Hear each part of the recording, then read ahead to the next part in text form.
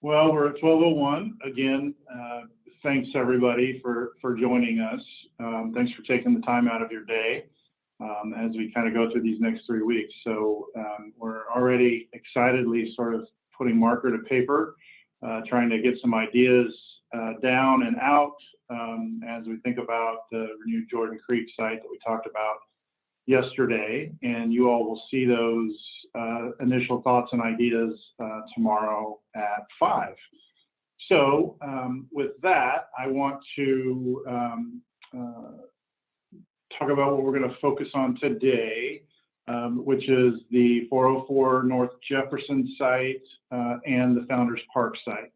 We'll do a couple exercises for each one of those. I want to show you some images, some precedent images, and existing site condition images.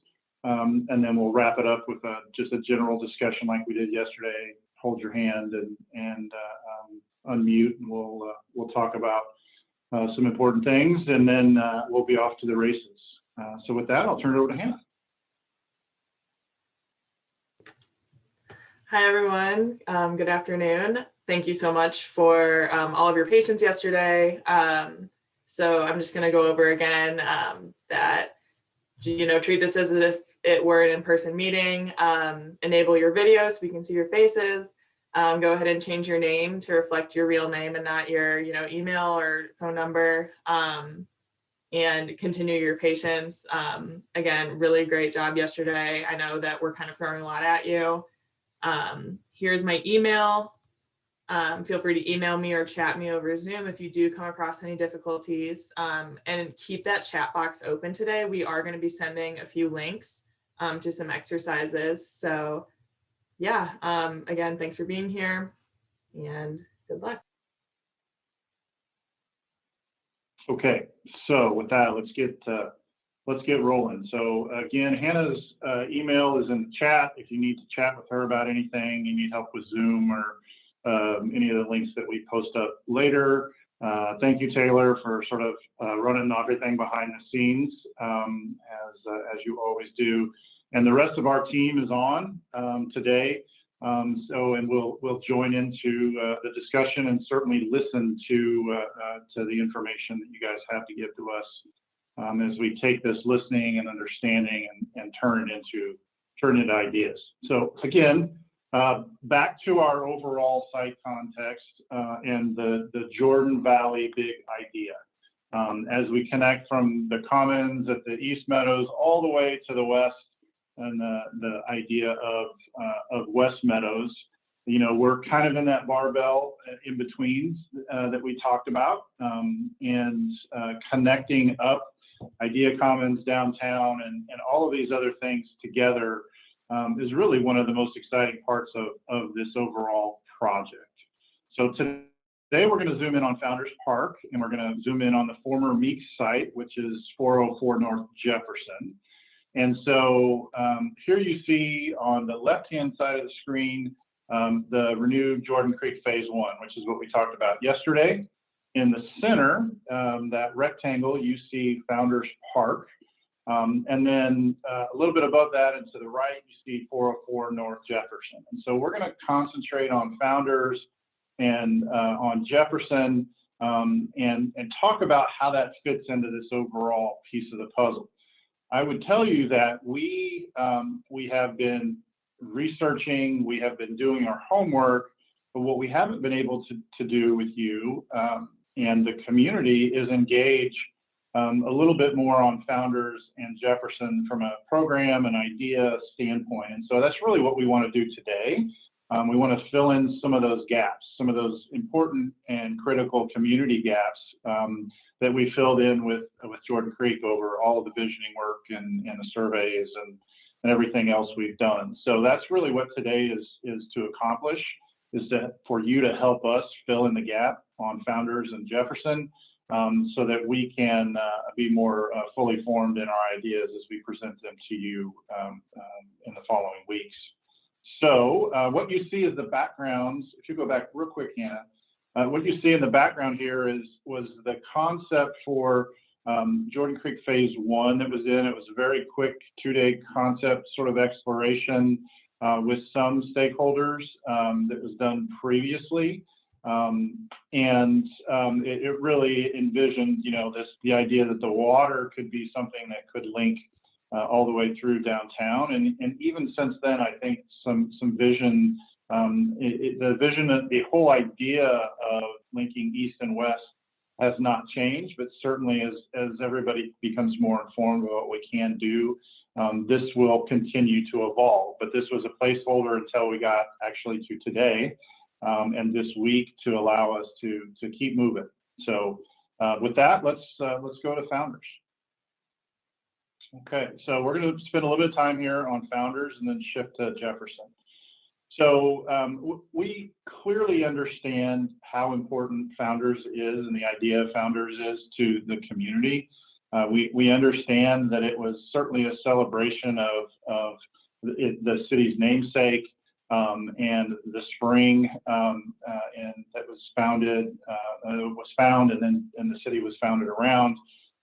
And so we are all about celebrating that historic and character piece for projects we work on. And certainly those of you who have been in the community and connected for a while certainly understand that Pat Walker really led that community effort from all kinds of people in the community to help create Founders Park that really that quest and construction and finally finish lasted over 10 years. And so there's a lot of heart there too. There's a lot of really important stuff that happened to get the community to rally behind this idea of celebrating their heritage and their history. But there have also been a lot of well-documented reports on the struggles of the park. Some of it's what it's being used for, and some of the more things we don't want to be celebrating, but are happening in the public realm. That's not to say that that's the only thing happening there, but certainly there's been a lot of documented comment on safety and use of the park. And so we want to explore that. We want to understand what are those things we need to hold on to? What is the heavy lifting that the park is doing? What is its best use to celebrate what we want to celebrate there? And then how do we improve on the things that maybe aren't working as well as you want them to work as a community? All the while recognizing why the park was built and what it's celebrating and the community effort it took to get there. Okay, so just a little bit of site orientation for everybody. Here you see Water Street on the north, you see Jefferson on the east, and then you see Robertson on the west. And so the park itself backs into that hillside, into that cliffside, and then sort of comes down towards and is at street level below that. So you've got some terrain and topo to work with instead of it just being a flat site. And even if you sort of zoom in on the Google image or Google map that underlies this map, even on Google, it says it's a striking urban park with summer concerts. So certainly recognizing it is a unique place. Even Google is recognizing that as we feed information about what these places are. Next slide. Okay, so here's a bird's eye view that lets you understand better that topo difference between the uses that are happening to the south, that sort of bluff edge elevation change down to Water Street, and then the park. And the east is to the lower left, and the west is to the upper right. The blue area is the overhang for the stage area. So now I just want to walk around the boundary of the site. So you guys don't know how Google Street View works here. It gets a little wonky when it has to deal with a lot of straight stuff and images marry up. So the fence is not doing this. The fence is actually in pretty good condition and straight all the way around. So But here we are at the east entry as we work our way around the site. Here we are at the north entry when the foundation of the art was going in. Travel down water. This is the back of the performance area. You can see the covering for the stage. And then here is the west entry. One of the things I want to note here is that all along this Water Street edge, which is the north edge of the park, see that no parking sign there? Okay, so you have no direct parking along that edge of the park, but you do on Jefferson.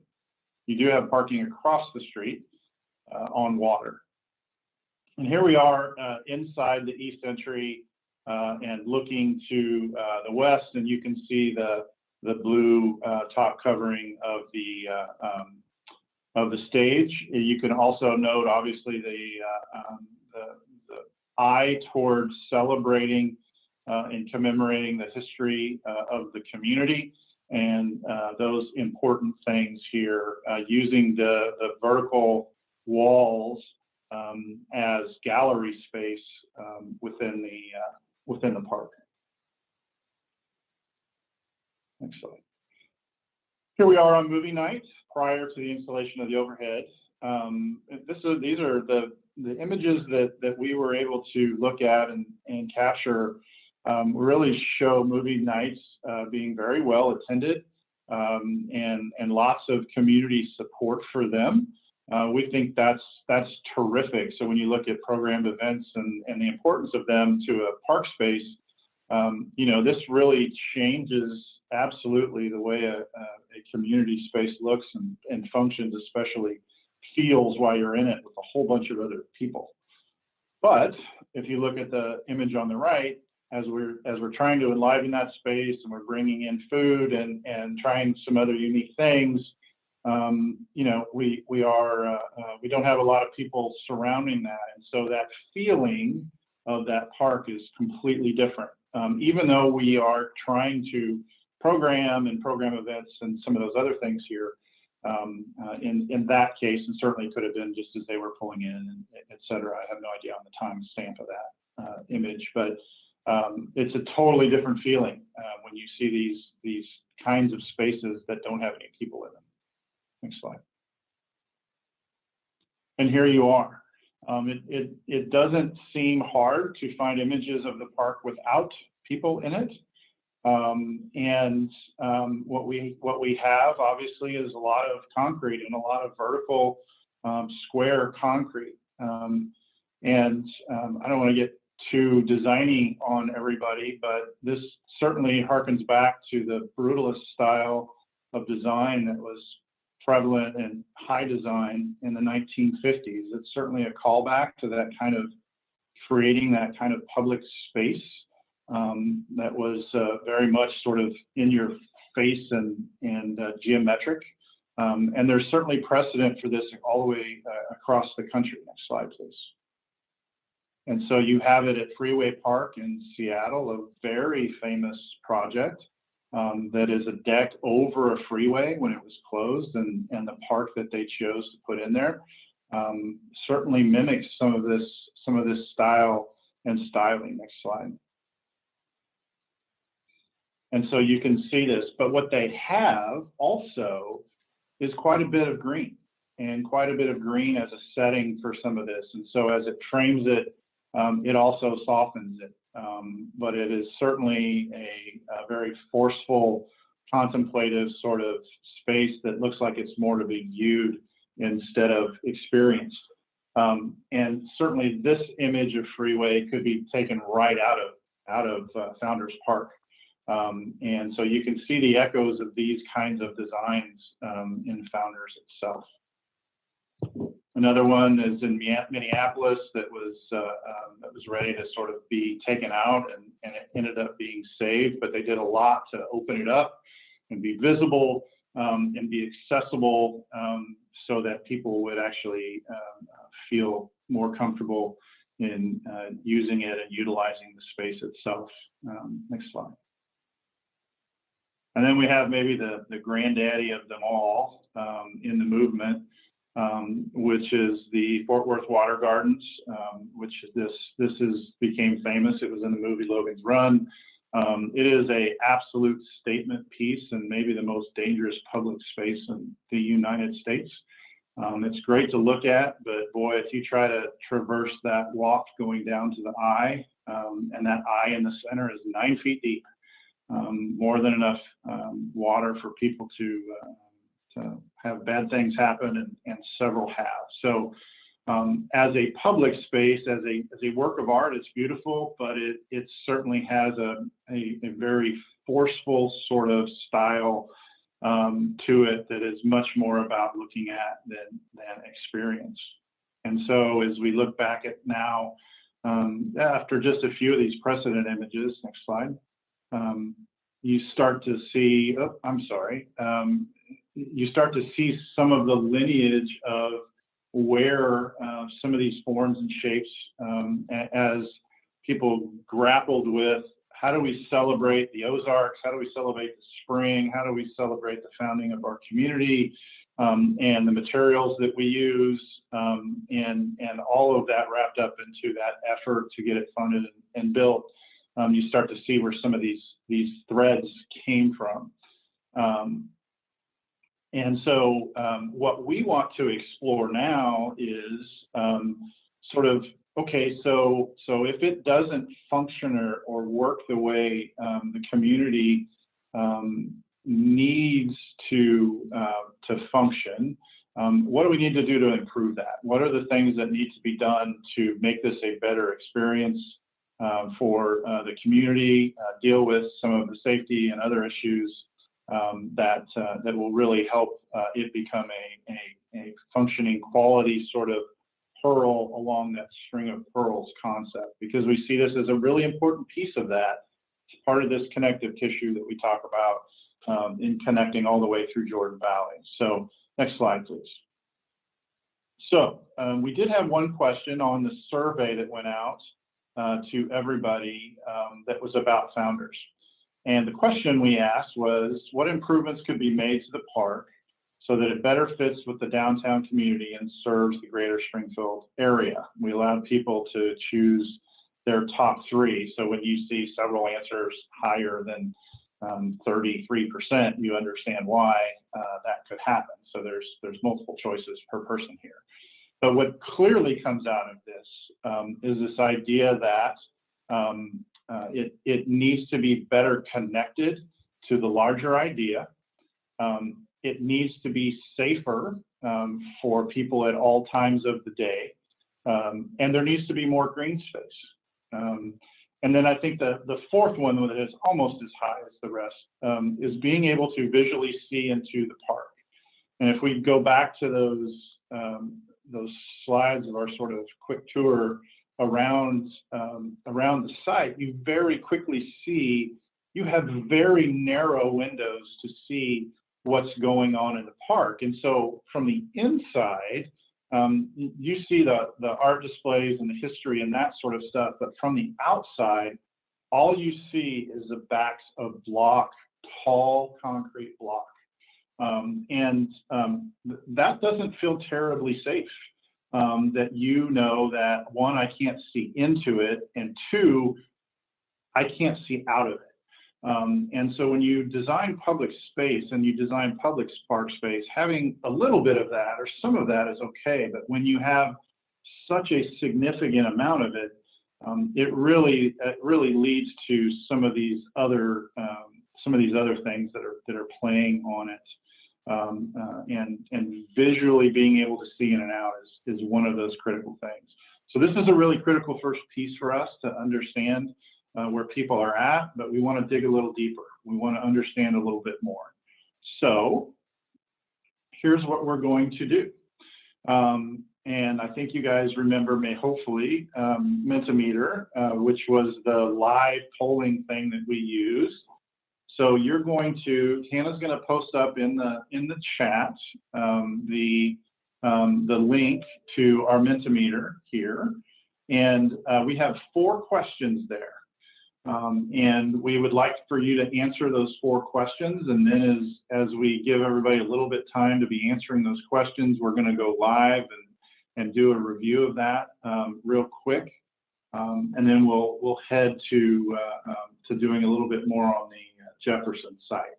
So, Hannah, would you post up the, there it is right there. So if everybody will click on that, you'll be able to go into Mentimeter. You'll be able to start answering the 4 questions. The 4 questions really focus on what should we be doing there, what elements should be included there, what should we do to address some of the concerns, et cetera. So that's what we're going to do here for the next few minutes. We will get back together and go over that stuff live here in just a few minutes.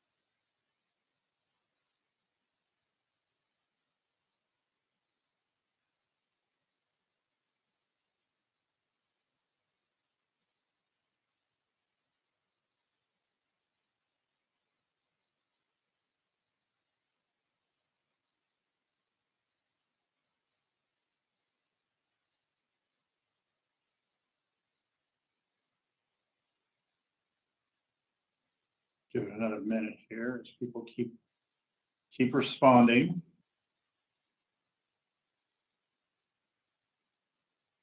And then we're going to go live here in just a minute and take a look at what people are saying.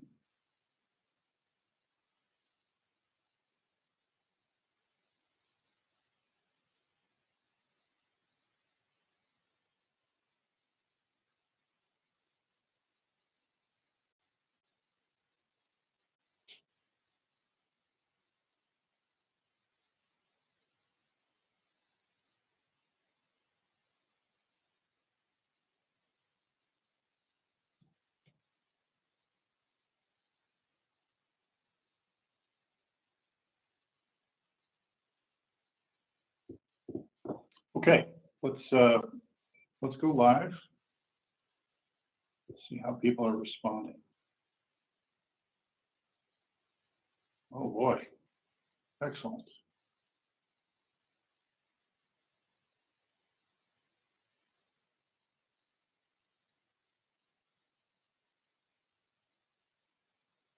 So this question, what is hindering more use of Founders Park by the community? Looks like we've got some really great answers, in-depth stuff.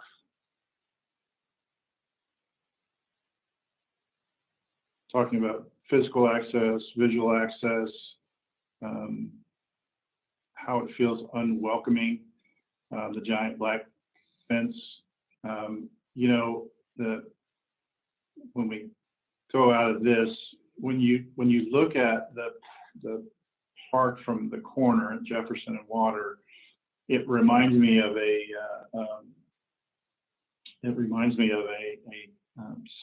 deep south cemetery that has a fence around the outside and it has a bunch of raised vaults.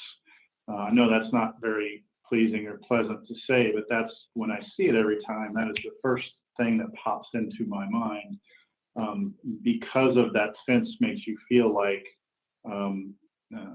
it is not open and not friendly. That's my personal perception when you first encounter the site. Safety and security, dimensions of the space, certainly comments about the concrete,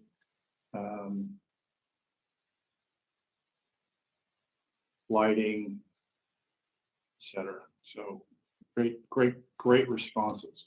Like we did yesterday, we're going to take all of this information and we're going to put it into a summary so it's transparent and everybody can see it. But our team is going to use this information to identify ways in which we can address some of these issues and improve the overall use of Founders Park. Okay, let's go to the next question. Okay, so when we talk about new things, what can we do and what should we accommodate? Some smaller performance spaces, we've seen that a couple of different times in different ways. We've seen that in articles in the newspaper certainly as well. This idea of daily use, how do you incorporate it more into daily use and continue the movie nights because they're great, increase the music performances. So really using it as a programmed event space more often.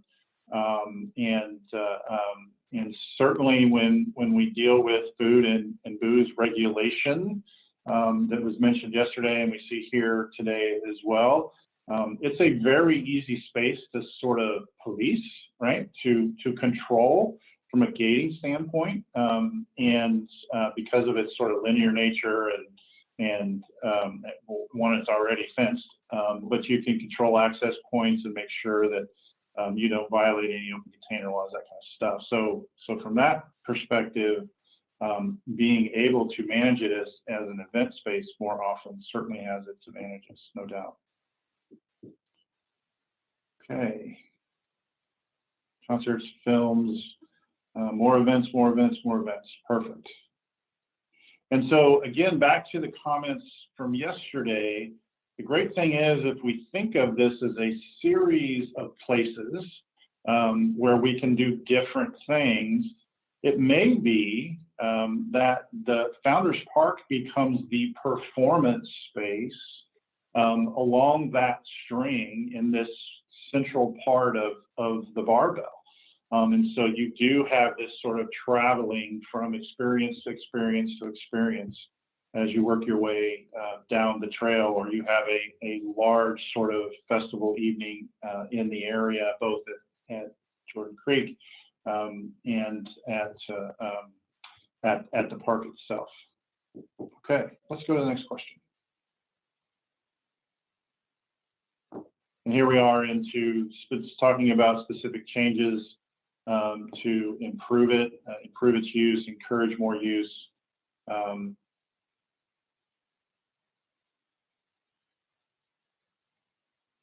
Adding plants, adding water, et cetera, repairing. Lots of good comments here as well. You guys see some programming comments. Yeah, we love the idea of incorporating the historical information, using QR codes that allows you to access. Everybody's got a computer in their hand, so accessing those kind of databases is really fun and informative part of public space design now. So totally agree with that. I saw shade on there. Yeah, there's a lot of concrete and not a lot of shade. You can see that by the sort of after effect of having to put up the shade structure over the stage after it was originally designed. Okay, let's move to the next one.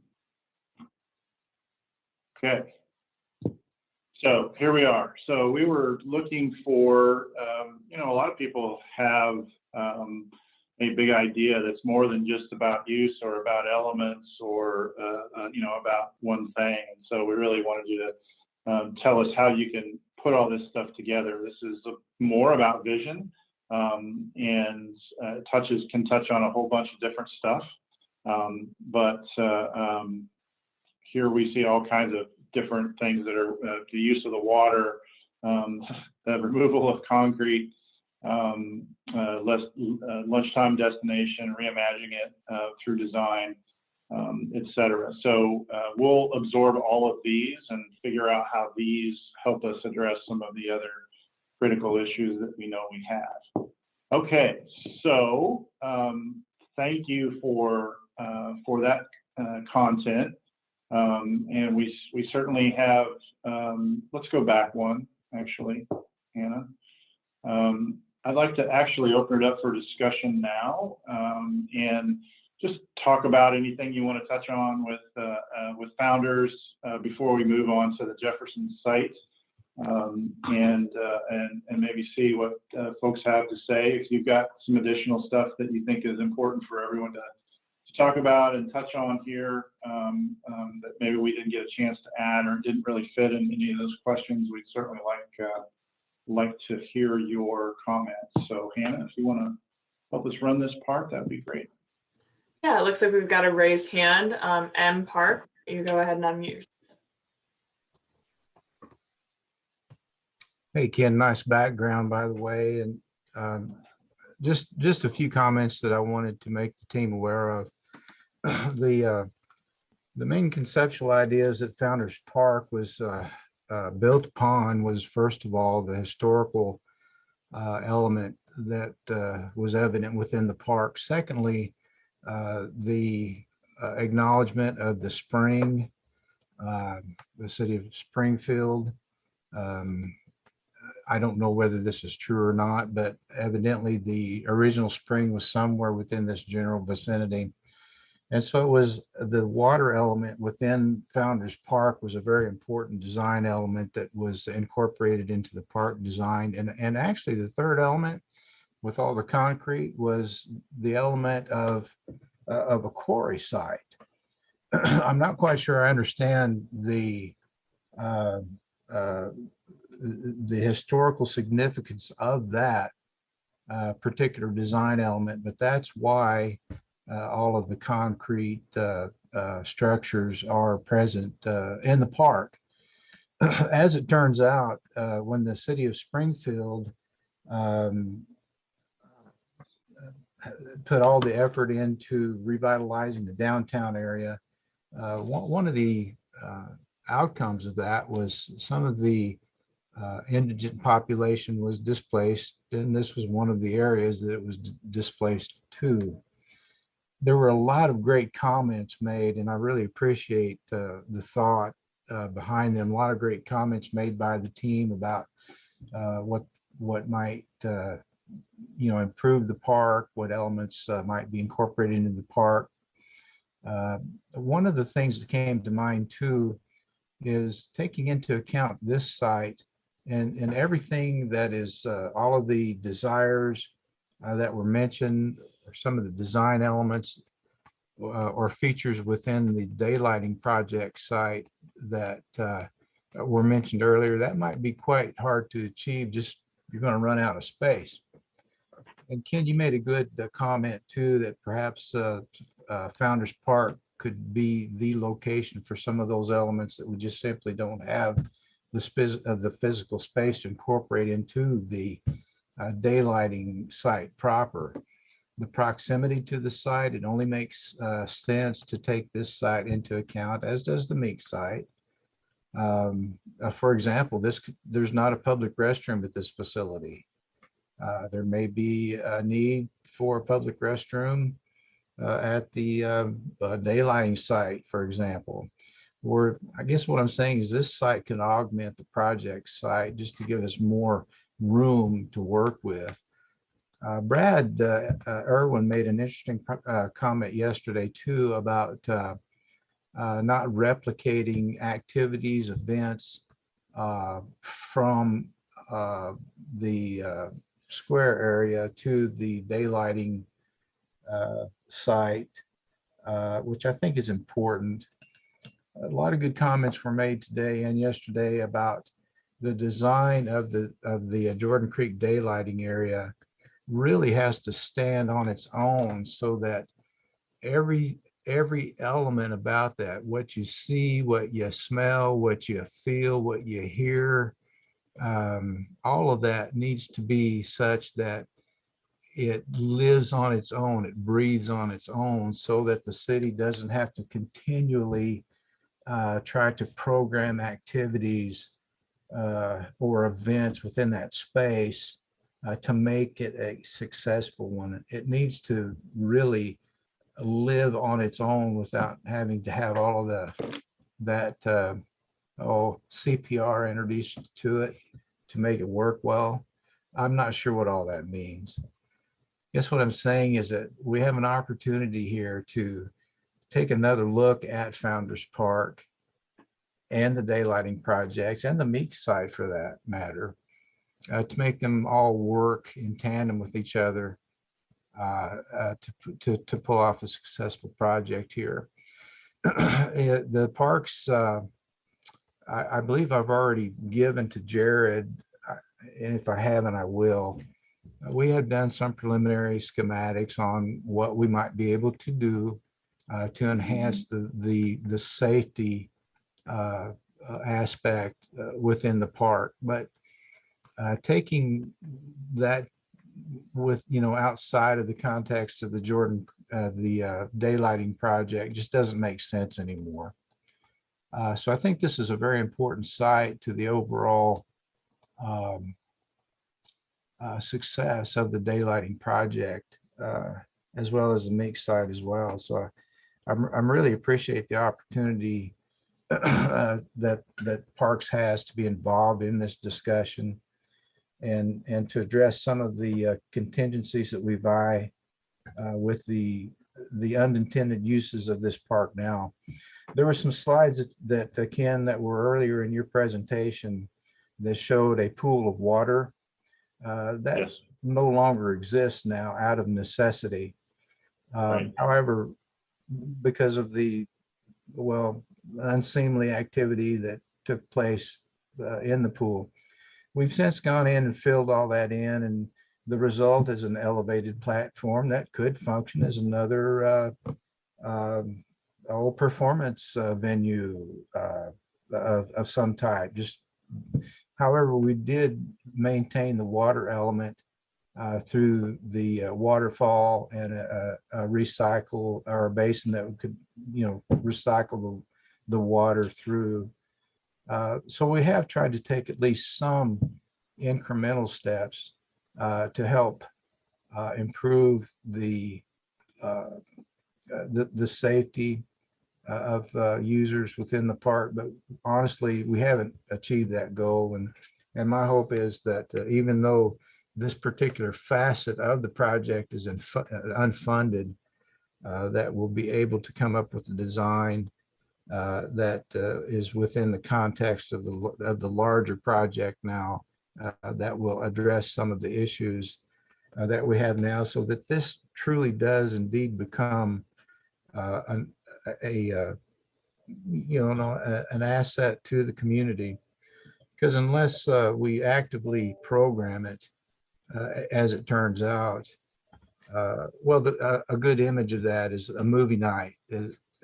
Man, we have great activities going on, but we have to actively program it and put energy into it. Otherwise, it becomes utilized in ways that are just undesirable. Well, and those are great comments. Thank you so much for giving us some insight, and certainly understand some of the efforts that you've taken to improve the park and the safety. And we certainly know that those things come down to budgets, and when you're done with the project, everybody goes, hooray! And then the users hit it, right? And unintended use is a great phrase for some of the things that you have to deal with, the maintenance and all those other things. So I certainly appreciate all of those things. I would tell you that in a modern way, Most of the successful parks that have been done in the last 10 years, programming is a critical element to it because they know that we have parks in every system that allow us to go have a more pastoral sort of experience, and if we want separation, we always can get that, and maybe it's a linear park, or maybe it's a large park and trees and grass and water and all those great things. Urban parks tend to be significantly different than that, and programming has become a way of activating those parks in a way that helps us pay for the maintenance of those places, adds value to them, adds value to the properties around them. And it's that programming element that helps elevate them in the urban fabric and framework. I 100% agree that this and the daylighting project need to stand on their own. When nobody's programmed to be there, and it's just a really great place to be, it needs to be a really great place to be. But let's not forget that the power of these spaces often is that you program it and then you activate not only that place, but all of the places around it. And that's the power of programming here. I know it's a pain. Boy, it takes a lot of effort, and usually it takes a person or more than one person to make that stuff effective. And I'm sure we can rally people to make sure that happens. But those are tremendous comments. Thank you so much for all of that stuff. Sure, and I wasn't suggesting that we completely, Sure. Not design a space that couldn't be utilized for programming and activities, because I know that is an important element in making this a successful place. I think my point is that we just can't rely too heavily on that, and that we really need for the daylighting project space itself to be successful, so that, well, there's a sweet spot in there somewhere, Ken, to where we don't have to put all of this, programming energy into it, to where it's still successful in and of its own, just Absolutely. itself, without relying too heavily on having to make sure that there's some type of activity going on there every weekend. That was my point. Perhaps I could have said that better. No, I really appreciate that perspective, certainly. Okay, well, we've got about 15 minutes left, so let's go to the next site. And so this is the 404 North Jefferson site. This is the former Meeks lumber distribution site. We have included sort of the tail as well, because we think that's an important future part that connects to all of this as well. And so we don't want to, when we look at this, we don't want to divorce the tail from the main 404 property, and they're connected underneath the bridge. And so as we look at the North Jefferson property, the city has acquired this property, and they acquired the property for numerous reasons.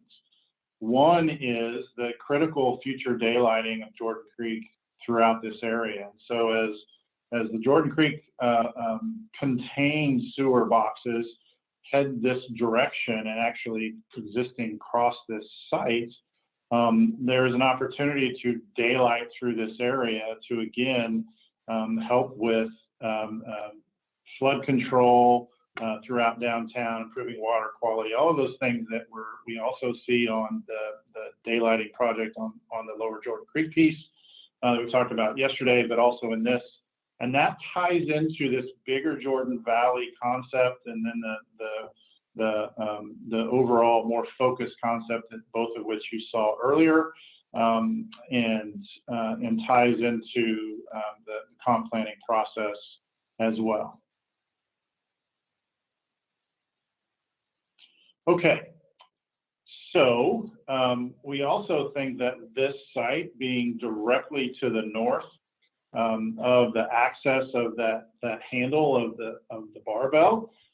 Also gives us a great opportunity to provide an additional amenity and redevelopment at the same time. So this redevelopment site at Jefferson allows us maybe to do a little bit of heavy lifting from a mixed use standpoint to deal with those and deal with the railroad reconfiguration study that helps satisfy the needs of the existing users, but also keep being mindful of the idea that once this site goes off, one of the two remaining rail users that use this spur that are in the area are then eliminated. And so it makes it much easier to realize the idea of being able to remove that activity in the area for redevelopment purposes. And that also, if the northern half, the assumption is, will be used for flood control and water quality and daylighting, that the southern side of the property could then be used to continue the city council's quality of place priorities to really improve downtown and the city as a whole from a competition standpoint, desirability, and just making a more vibrant place to be and to live. So this is really a terrific addition to this whole process. Again, this is another pearl in that string of pearls idea, and connecting to this overall whole and creating excitement in the downtown area. So let's look at a few images here as we roll through before we get to some questions. So just some orientation for you here. Phelps is on the north side. You see Jefferson there on the west, and then you have the railroad that runs to the south that helps form that triangle.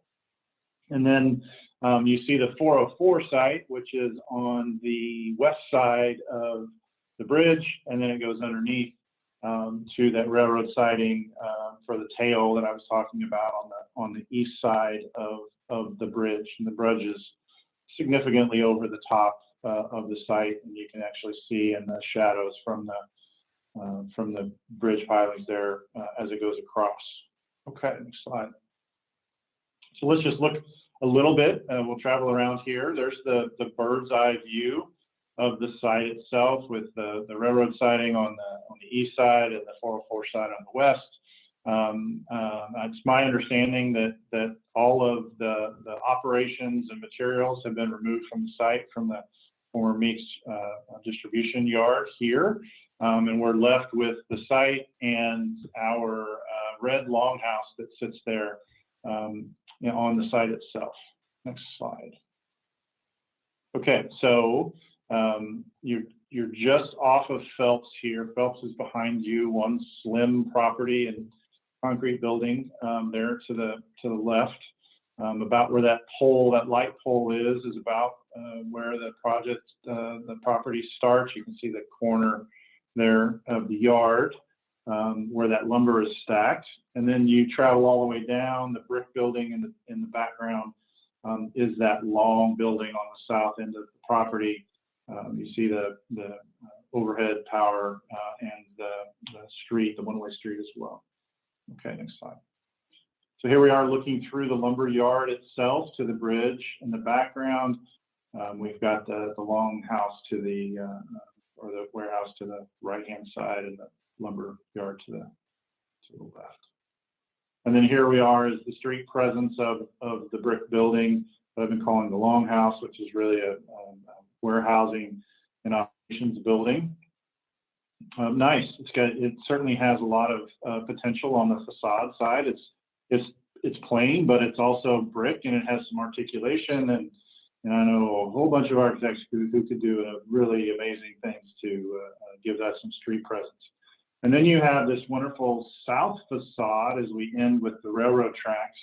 And if you start thinking about possibilities now, I don't know what that building contains from an environmental standpoint. I'm certain with the age of the property, there may be some hazards in the building itself. That's just me speculating. But those would have to be looked at, thought about, and explored, and figured out how to deal with. But what we have when we think of redevelopment is we have this wonderful long facade and this big open building certainly in major parts of it. And so your head starts to, from our perspective, or my perspective, starts to figure out, okay, how can we do some open and shared spaces and maybe restaurants and other things that have this great southern exposure and inside, outside, and sort of destination quality to this that would then sit on this wonderful outside daylighting piece that we could do on the north side where the yard is. And so that's sort of the thinking that starts to happen here is how do you repurpose this building? If it can't be repurposed, what you have is a really great site that you could then create what you wanted to here from a mixed use standpoint and start connecting back into all these other pieces. Okay, next slide. And here you are looking at the tail of the site that we talked about, that sighting here that narrows to a point off to the east when you're on the bridge above. And next slide. There was not a slide from an image from the bridge looking to the west because you just see the top of a roof and a few trees. So there's not much of a view there right now, but certainly there could be. Okay, so here's the three sort of critical ideas here that I think comes down to this site is it's a critical part of the overall bigger vision. And it reinforces and captures the idea that there is a string of pearls of important places that we can develop and redevelop in downtown and make them work together with the idea of managing and controlling water and water quality throughout the Jordan Valley area. And so we see this as an important site for that as we move forward. What you see here is sort of a zoomed in image of the area that was envisioned a few years ago when we did the initial concepts for Jordan Creek, connecting it both ends. Next slide. Okay, so now what do we need to know? We're going to post up in the chat and let us know what you think. We're going to go back to Mentimeter, click on that link, give us some more information, and we'll kind of come back and go through that stuff real quick and get you guys out of here. Okay. So thank you for everybody's time and commitment to this. And then we'll jump in here in just a couple of minutes and go through the questions real quick.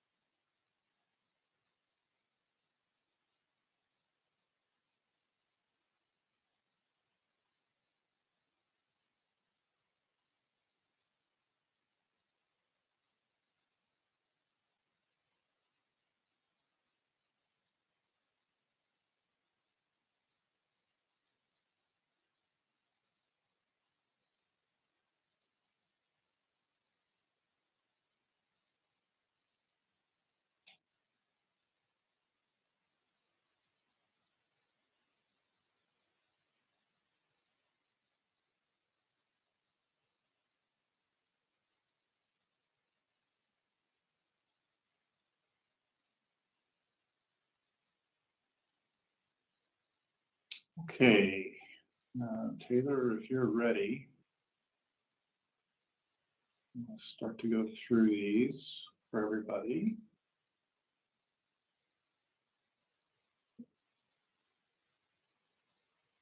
Okay, so in addition to its value as stormwater measure, what opportunities do you see for 404 North Jefferson? And I realize that most folks probably haven't been thinking about this site.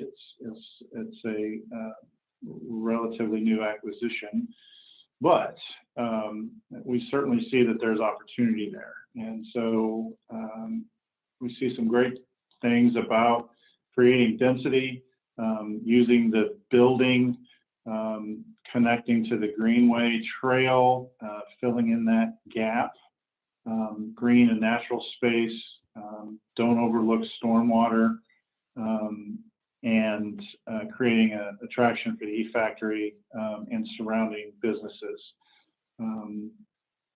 And I like this comment, another oasis in the concrete jungle for lunches, walks, and breaks. We certainly agree with that as well. Okay, so let's go to the next question. Great comments, everybody. Again, we'll post these up for everybody to see. What types of redevelopment could be accommodated on the site? So we see mixed use, retail dining, food trucks. We see what is really a indoor event space, which is great. You could have it for vendors and other folks, but also host other events there. The trail, the access, the restaurant incubator. I love that. Love that idea. So one of the things we've talked about internally already is the idea of a food hall, and that sort of new experience, new old experience, I guess, that a lot of people are focused on. There it is, right there: food hall, restaurants, nightlife.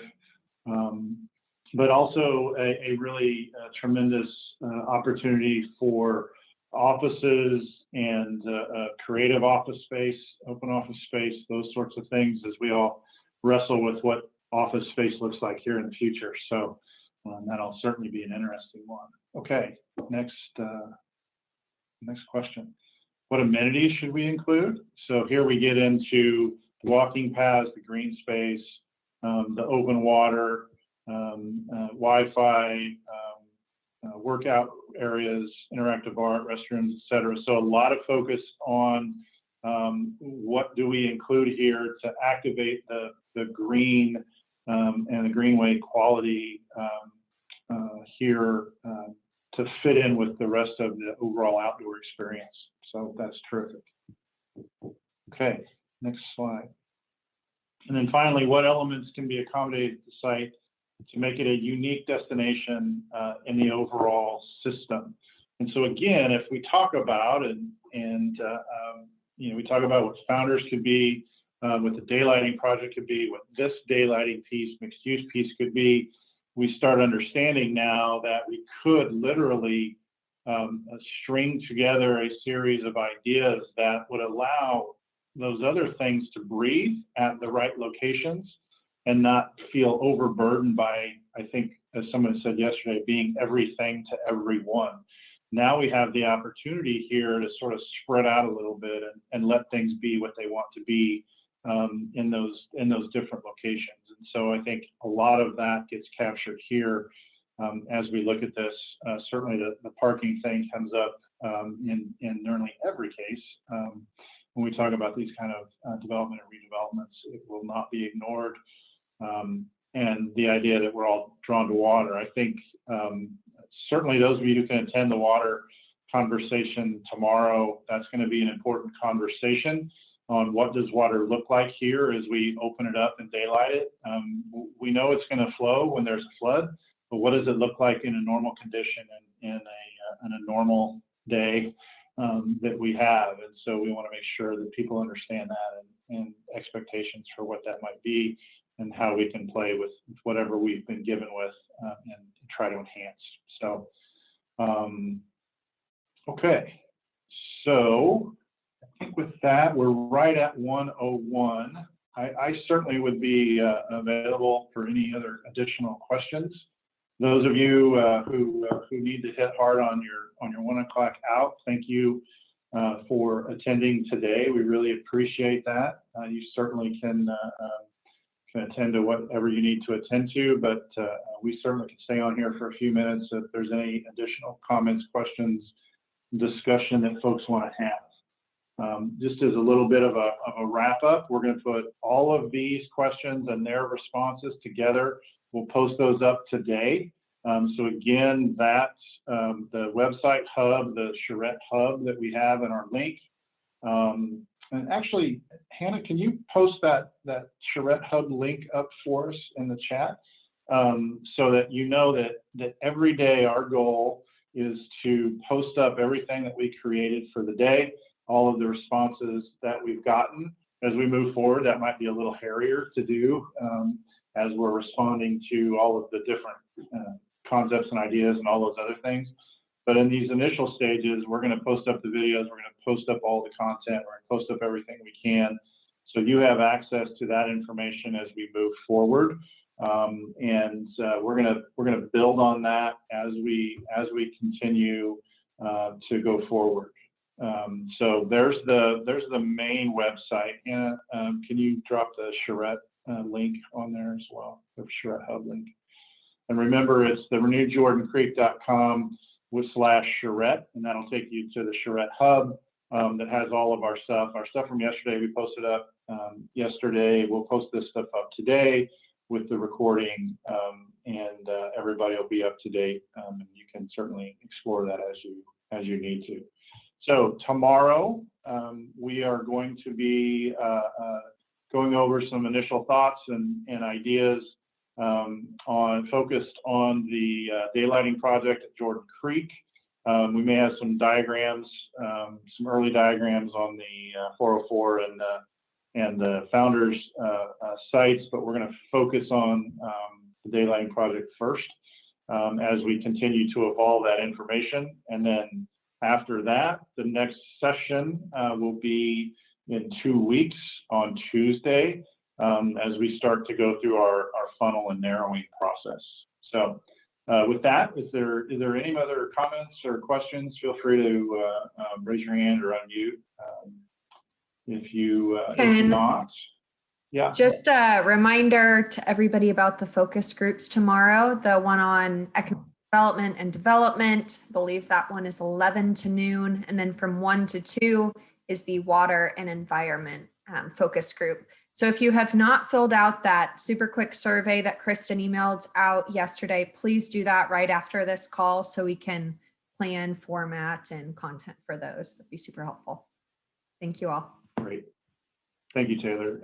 Thanks for the reminder. And again, those are a little bit deeper dive on those topics and those issues. We're going to have, for the economic one, Eric Lander, who did our market study and analysis piece in our existing conditions exploration. And the House of Levine folks will be attending that one as well. They're not going to be presenting, but certainly they'll have their ideas. They're the folks that are running the SGF project right now as well, because this is a critical part of your overall comprehensive plan.